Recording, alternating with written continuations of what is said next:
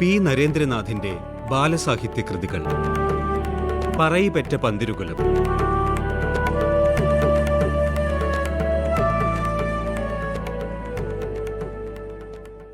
നാല് ചാട്ടവാറുകൾ ആകാശത്തിലുയർന്നു.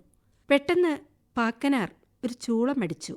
ആ ചൂളം വിളി നിമിഷങ്ങളോളം നീണ്ടുനിന്നു. അതാ വരുന്നു പാമ്പുകളുടെ ഒരു നിര. പത്തി വിടർത്തിക്കൊണ്ട് അവ മുറ്റത്തേക്ക് പാഞ്ഞെത്തി. ചാട്ടവാർ ദൂരേക്കെറിഞ്ഞ് പണിക്കാർ ഓടി രക്ഷപ്പെട്ടു. കാര്യസ്ഥന്മാർ പൂമുഖത്തേക്കോടി. കൂട്ടം കൂടി നിന്നിരുന്ന ജനത്തിൽ നിന്നും മുറവിളി ഉയർന്നു. അയ്യോ! നാഗങ്ങൾ പത്തി വിടർത്തി, ഉറക്കച്ചീറ്റി. അവ പാക്കനാർക്കു ചുറ്റും നിരന്നു നിന്ന് നൃത്തം ചെയ്തു. തമ്പ്രാ! പാക്കനാർ വിളിച്ചു. തമ്പുരാൻ തിരുമേനി കസേരയിൽ നിന്നും എഴുന്നേറ്റു. എന്താ? പരിഭ്രമത്തിൽ കുതിർന്ന സ്വരം. തമ്പുരാന്റെ കൈകൊണ്ട് അടിയന്റെ ഈ കെട്ടഴിക്കണം. എന്നിട്ടൊരു കാര്യം ചെയ്യണം. ഇനി പറയനേം പൊലേനേയും ചെറുമനേയും മുക്കാലി കെട്ടി തല്ലില്ലെന്ന് തമ്പ്രാൻ സത്യം ചെയ്യണം. പാമ്പുകൾ എന്നെ വല്ലതും ചെയ്യോ പാക്കനാരെ? തികച്ചും നിസ്സഹായനായി തമ്പുരാൻ തിരുമേനി ചോദിച്ചു. ഒന്നും ചെയ്യില്ല. അടിയൻ പറയണതുപോലെ കേട്ടാ പാമ്പുകളൊന്നും ചെയ്യില്ല. തമ്പുരാൻ തിരുമേനി മുറ്റത്തിറങ്ങി. പാക്കനാരെ മുക്കാലിയിൽ നിന്നും സ്വതന്ത്രനാക്കി. പറഞ്ഞ വിധം സത്യം ചെയ്തു. പാക്കനാർ ഒരിക്കൽ കൂടി ചൂളമടിച്ചു.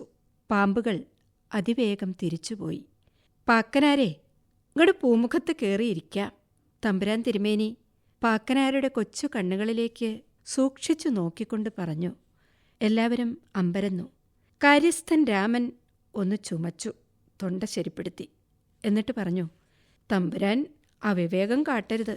ഒരു പറയച്ചക്കനെ പൂമുഖത്ത് കയറ്റരുത്. ഞാൻ വലിയൊരു പാഠം പഠിച്ചു കഴിഞ്ഞു രാമ. ഈ കുട്ടി സാധാരണക്കാരനല്ല, മിടുമിടുക്കനാണവൻ. ബുദ്ധിയുള്ളവനാണ്, തൻ്റേടമുള്ളവനാണ്, ധീരൻ. അവനെ ആദരിക്കുന്നതിൽ എനിക്ക് മനസ്താപമില്ല.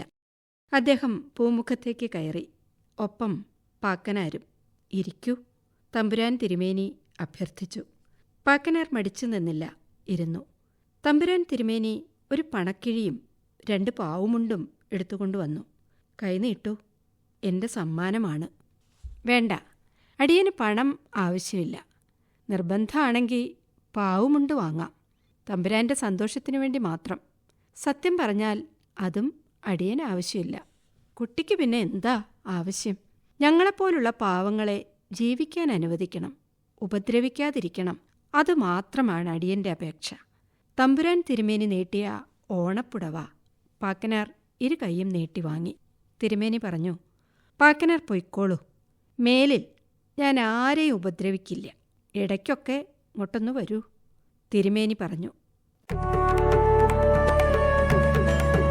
പി നരേന്ദ്രനാഥിന്റെ ബാലസാഹിത്യ കൃതികൾ വായിച്ചത് പ്രീതി.